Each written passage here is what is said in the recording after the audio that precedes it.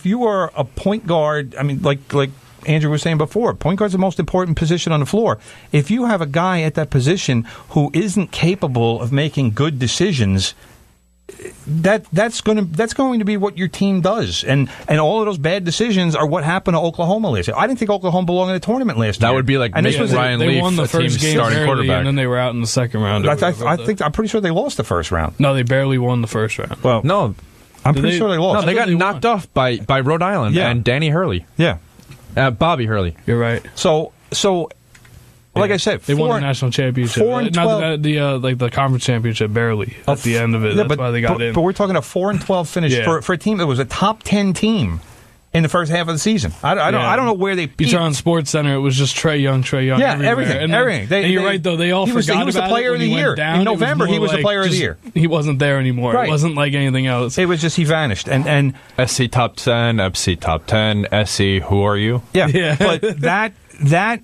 I mean, how do you justify that as, like I said, in November, he was everybody's player of the year. By the time March rolled around, was he even in the top 10? Was he even in the conversation? No. But how does that guy stay? Because the more he kept going, the more he kept going, people were like, oh, he's Jimmer Fredette, but he's the college Jimmer, and he's the Golden State championship Steph Curry. And I'm like, No. He's the NBA Jimmer. It's like it's not all like college Steph Curry.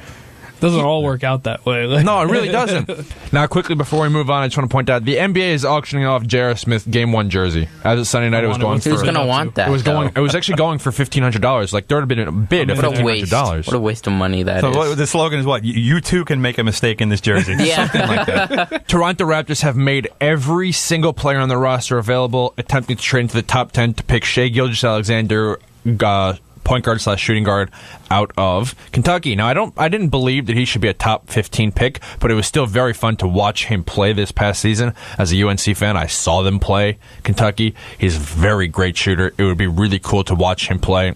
I just don't know if top 10 pick worthy. If the Knicks do decide to reach, I'll put this out there for 1 second. If the Knicks do decide to make a reach and pick a player, as a basketball fan, I would not be upset if they picked Shai Gilgeous-Alexander. I would not be upset. I wouldn't be like, oh my God, the Knicks just reached. How can they take him? Because he is a fun player to see. Could be your 2. What? Could be your 2. Yeah, he could be your 2. He just needs to add a little bit of muscle. How do you pronounce his last name? For sure. Shai Gilgeous-Alexander. Oh, okay. I'm trying to think of some puns for the front of the paper. What's it called? My prediction for the Brooklyn Nets and their pick. My prediction is they do trade that 29th overall selection and Spencer Dinwiddie. They probably trade it to Denver. They pick up 14 or 15. I'm not sure which one it is. And Kenneth Faried. They work their magic, possibly and hopefully take on Chandler Parsons. And the number 4, they have to send something over there, so they might send DeMar Carroll or something like that to make salaries match. They have cap room, but it's they could absorb the Parsons contract easily. Not fully, because they only have about $16 million in cap space, which doesn't sound like a lot, but in the NBA right now, they're one of only a couple teams that have that much space. Right. The Lakers have an exorbitant amount, which is very unheard of for that to go on. Now, if you're just tuning in, you're listening to the home stretch right here on 90.3 WHPC, the voice of Nassau Community College, and we've just spent almost an hour and 20 minutes talking about basketball. It's time to put that aside and to move on and talk about the other sports that are going on. Your favorite, Tim Leonard's absolute favorite website, his favorite website, he loves them the most, Bleacher Report, earlier today. I thought he was going to say Pornhub. Oh my God. That's something that would be said on ESPN, by the way. When we get up there, I got to remind you something that they said on ESPN today. Oof, it's absolutely good stuff.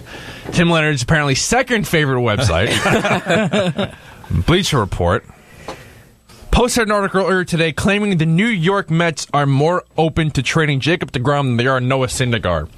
Now, yeah, I can see that. That would be a mistake, and I will tell you why. I see both sides. I know where you're going, but I see I know where he's going sides. Yeah. Where am I going? You're going to that DeGrom is the better pitcher. He has more control. But he's also a few months away from being 30. Yeah. Oh no, that's the two sides. No, I'm not even touching that. Jacob deGrom right now is pulling a Felix Hernandez, and I'll tell you why.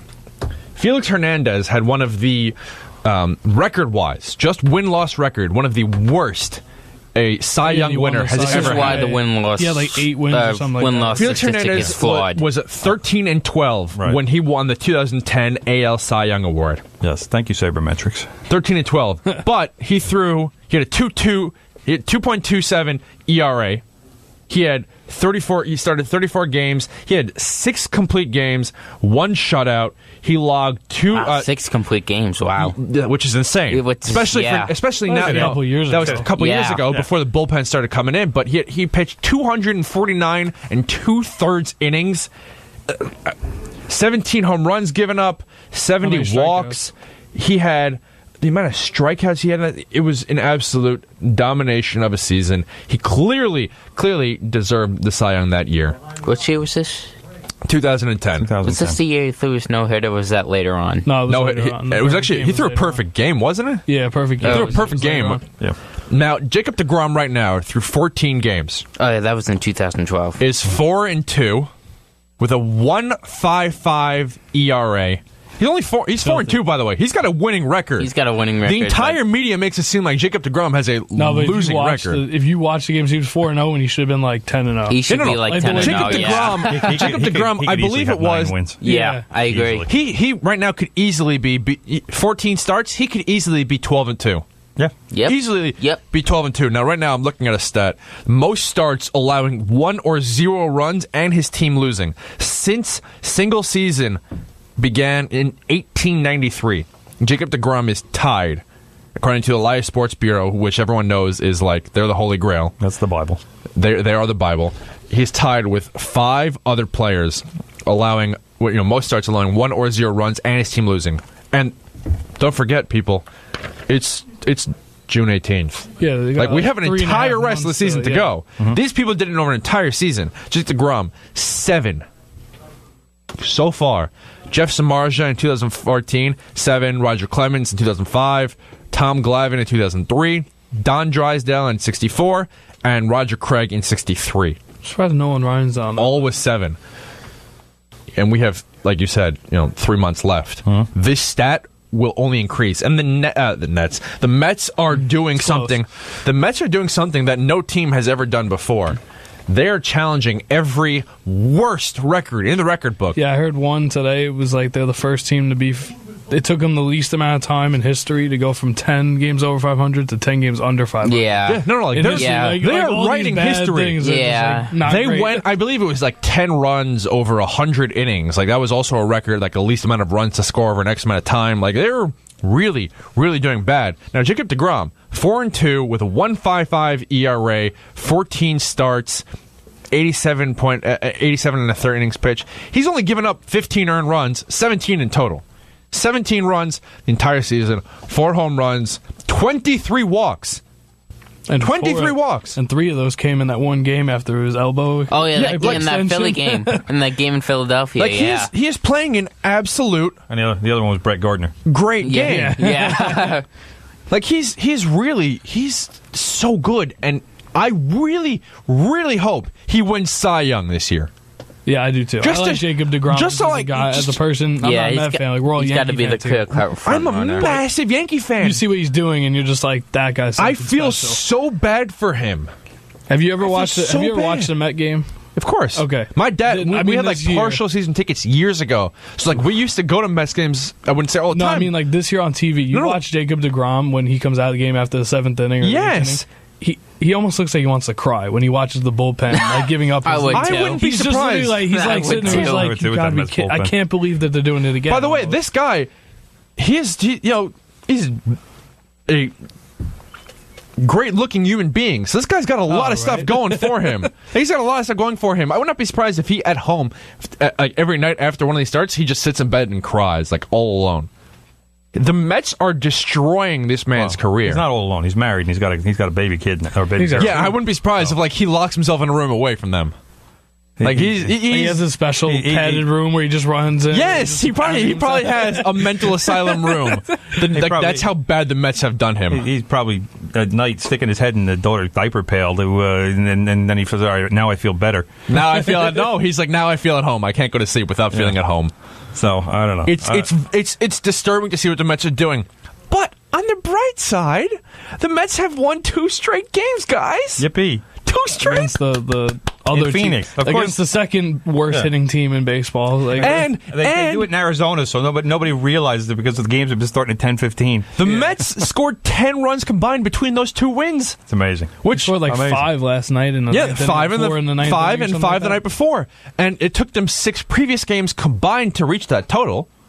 So they're on a 2-game win streak. The season could not be going any better right now for these New York Mets. Up. Yeah. The Astros, though, they were like 16-31 at one point, but all you gotta look at is they're 2-0 in the last 2. The Astros are showing them like, no, this. You want to know what a real winning streak looks like? We're at 11 right now, and do it all on the road. And we're going to continue this. Now the Astros are doing something that last year's Yankees hoped would happen.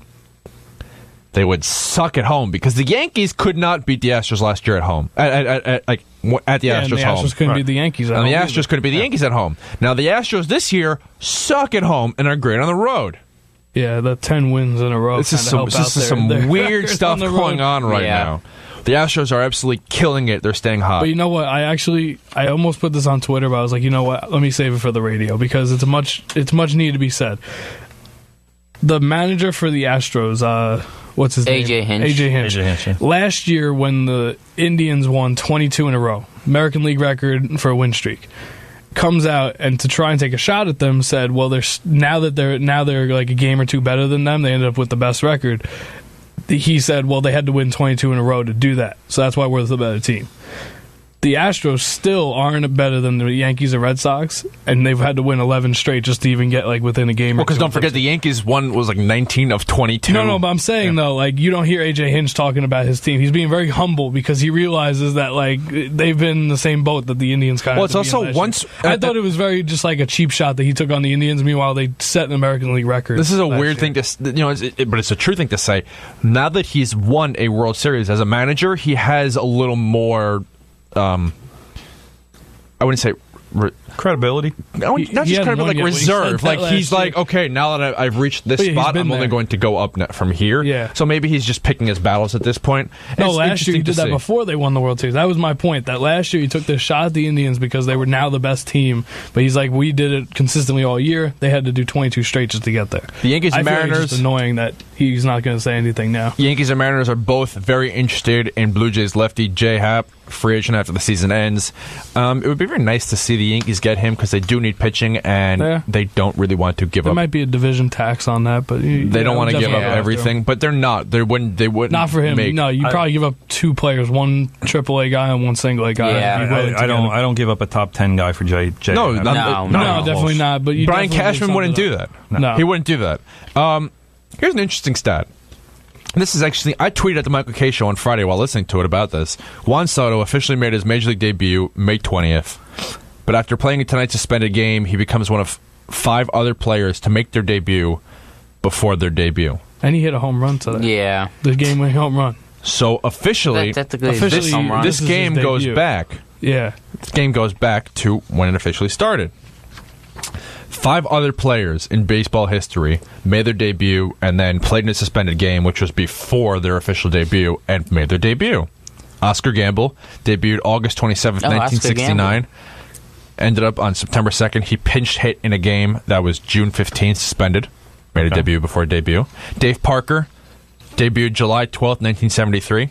On July 26th, 1973, he pinch hit in an April 21st suspended game. The most notable name from the list, Barry Bonds. Ooh, on May 30th, 1986, only 3 days after my parents got married, Barry Bonds played in a suspended game from April 20th, resumed in the 14th inning.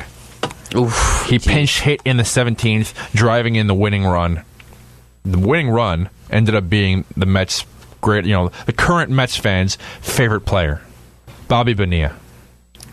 Was still being paid by the Mets. Still being paid. It's almost Bobby Bonilla Day. And 2 other players, Jeff Reardon and Manny Muniz. 5 players. I just find that weird that they allow that to happen. Because I know it's supposed to be like the same players in the lineup and everything like that, but I feel like he shouldn't be able to, like, unless people were hurt. I guess that would be the roster change. It's the way all this stuff goes. It's just but we're not close enough to a trade deadline. I don't think they've traded anybody away.